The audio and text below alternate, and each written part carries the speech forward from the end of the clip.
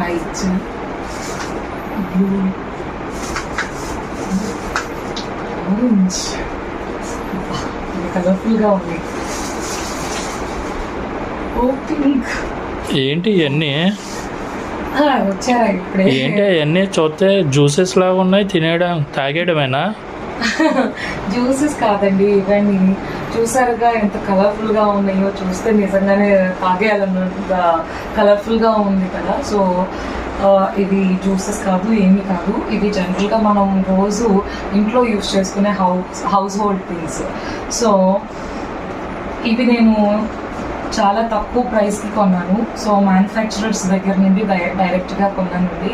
So చాలా least ప్రైసెస్కి మనకి house hold things అనేది చాలా అఫోర్డబుల్ ప్రైసెస్కి వచ్చేస్తున్నాయి.